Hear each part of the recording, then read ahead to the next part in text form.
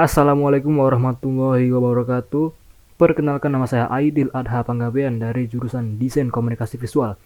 Saya dari kelas 12 DKV 4. Di sini saya akan mempresentasikan tugas bahasa Indonesia teks sejarah pribadi yang berjudul Kenangan Terindah di Eliora. Langsung saja kita mulai. Nama saya Aidil Adha Panggabean. Saya lahir dan besar di Batam. Saya lahir pada 31 Desember 2006. Saat ini saya masih bersekolah dan merupakan salah satu siswa kelas 12 di sekolah SMK Negeri 5 Batam jurusan Desain Komunikasi Visual. Saya jarang sekali pergi keluar, padahal saya lahir dan tinggal di Batam, tapi saya tidak hafal tempat-tempat di Batam saking jarangnya keluar.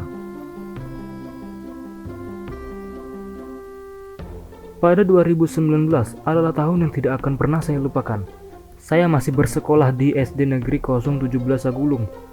Saat itu satu angkatan kelas 6 di SD 017 menjadi angkatan pertama yang tidak mendapatkan acara perpisahan di sekolah. Namun sebagai gantinya pada bulan Maret, satu angkatan kelas 6 sepakat pergi jalan-jalan bersama ke Pantai Eliora Batam.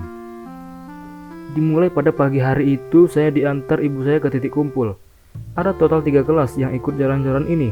Kami semua menggunakan baju yang sudah disablon warna merah abu-abu supaya serasi satu angkatan. Semuanya berkumpul di titik kumpul, tempat bus sudah standby. Kemudian kami semua diabsen oleh wali kelas masing-masing. Setelah itu kami pun berangkat ke tempat tujuan. Ini adalah pertama kalinya saya jalan-jalan ke Pantai Eliora. Selama di jalan, saya melihat tempat-tempat keren dari kaca bus. Kami melewati jembatan Barelang dan itu sangat menakjubkan. Selama perjalanan, kami semua terlihat bahagia, tidak ada keluhan capek, pegal, dan segala macam. Padahal, perjalanan sangat jauh. Dari jembatan 1 hingga jembatan 6 sudah kami lewati, hingga tibalah kami di tempat tujuan, yaitu Pantai Eliora. Saat turun dari bus, wajah semua murid terlihat berseri-seri seakan mengatakan kalau mereka tidak sabar lagi ingin melompat ke air. Namun sebelum berenang, para wali kelas menyuruh kami semua untuk makan dulu di tempat kumpul. Setelah makan, kami pun diizinkan pergi berenang sambil dipantau oleh wali kelas. Saat itu sangat seru. Aku dan teman-teman kelasku mula-mula menjelajahi perairan dangkal sambil foto-foto sedikit. Kami melihat ada pohon mangrove yang indah. Kondisi airnya masih sehat dan belum tercemar. Lalu kami pergi agak ke tengah sedikit, airnya sangat jernih. Kami pun berenang dan sambil bermain pasir. Lalu saat tengah hari, kami semua dipanggil oleh wali kelas untuk kembali ke tempat kumpul. Ternyata, kami semua disuruh mengikuti lomba untuk memeriahkan. Saya ikut lomba lari sambil menggendong teman. Lalu setelah lomba, kami pun makan siang dan melanjutkan berenang.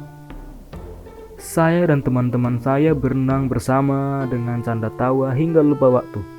Kami berenang bersama, bermain lempar pasir dan kejar-kejaran di air. Sampai waktu sore, matahari memancarkan sinar cerahnya ke kami. Saya yang terbawa suasana langsung berbaring di pasir pantai sambil melihat langit. Saya sangat bersyukur dan saya sangat bahagia dengan setiap detik yang saya lalui saat itu. Tidak terasa air sudah surut. Kami pun sadar kalau waktu bermain sudah hampir selesai. Jadi sambil menuju ke tempat kumpul, kami berjalan bersama sambil melihat kepiting dan kerang di pasir. Lalu saya melihat salah satu teman kelas sekaligus gebetan saya sedang melihat kepiting kecil dan kerang. Saya pun menghampirinya lalu memainkan kepiting kecil itu sambil bercanda gurau dengannya. Dia pun tertawa melihat kelakuan saya. Saya juga merasa bahagia karena bisa membuat ia tertawa untuk yang terakhir sebelum berpisah saat lulus nanti. Lalu kami pun bergegas mandi. Saya bersama teman saya Jonathan dan Febri, kami mandi bertiga. Itu adalah momen konyol dan lucu saat mandi.